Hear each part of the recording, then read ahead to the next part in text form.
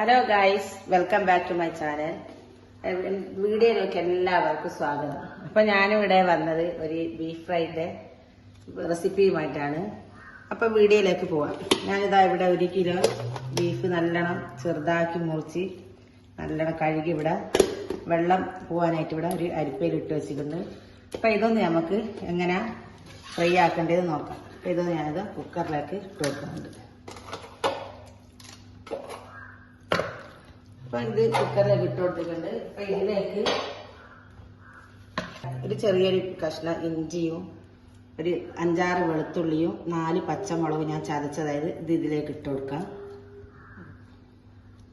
ഒരു ഉള്ളിന്റെ ഒരു ചെറിയൊരു കഷ്ണം അതും മുറിച്ചതും ഞാൻ ഇട്ട് കൊടുക്കുന്നുണ്ട്.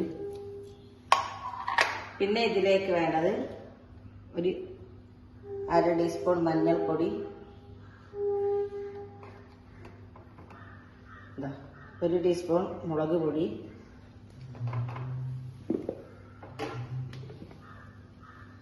1 ടീസ്പൂൺ മല്ലിപ്പൊടി,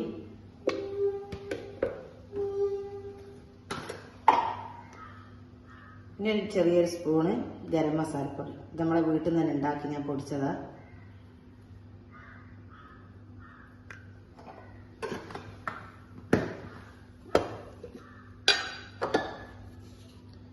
പിന്നെ വേണ്ടത് ഇതിലേക്ക് ആവശ്യത്തിനുള്ള ഉപ്പ് ഇട്ട് കൊടുക്കാം.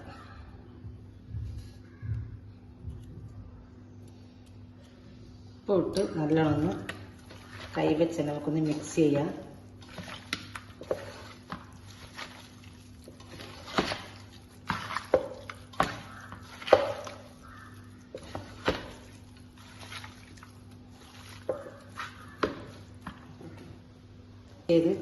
ഇപ്പൊ ഇതിലേക്ക് നമുക്ക് വെള്ളത്തിന്റെ വലിയൊരു ആവശ്യമൊന്നുമില്ല. ഇത്തിരി ഞാൻ എൻ്റെ കൈയൊന്ന് കഴുകി ഈ മുളകിൻ്റെ ഇതിലുള്ള ഇതും വെച്ച് നമുക്കൊന്ന് ഗ്യാസിന്റെ കുക്കർ അടച്ച് ഒരു 8 വിസിൽ കൊണ്ട് 6-8 വിസിൽ എന്തായാലും മാടിയാൽ ഇപ്പൊ നല്ല വേവുള്ള ചില ബീഫ് നല്ല വേവുണ്ടാവും. അപ്പൊ ഇത് നല്ലോണം നമുക്ക് വേവിച്ചെടുക്കാം. അപ്പൊ നമ്മുടെ ബീഫ് ഫ്രൈ ഇവിടെ റെഡിയായി നല്ലോണം പൊരിഞ്ഞു വന്നിട്ടുണ്ട്. ഇനി നമുക്കൊന്ന് ഗ്യാസ് ഓഫാക്കി പ്ലേറ്റിലേക്ക് മാറ്റാം. ഇപ്പൊ ഇതാ പ്ലേറ്റിലേക്ക് മാറ്റുന്നുണ്ട്.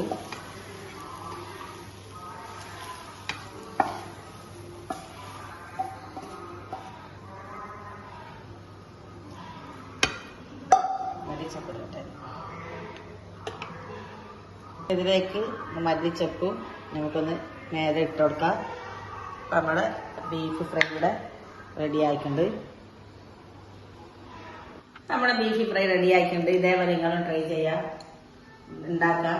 ലൈക്ക് ചെയ്യാം, ഷെയർ ചെയ്യാം, സബ്സ്ക്രൈബ് എന്തായാലും ചെയ്യാത്ത ആൾക്കാർ ആരെങ്കിലും ഉണ്ടെങ്കിൽ സബ്സ്ക്രൈബ് ചെയ്ത് തരാം. നിങ്ങളുടെ സപ്പോർട്ട് എപ്പോൾ ഉണ്ടാകണം. ഇനിയും വീഡിയോ ആയിട്ട് മുന്നോട്ട് വരണമെങ്കിൽ സപ്പോർട്ട് എന്തായാലും വേണം. അപ്പൊ ഇൻഷാ അല്ലാഹ് അടുത്ത വീഡിയോ ആയിട്ട് വരുന്നവരെ അസ്സലാമു അലൈക്കും.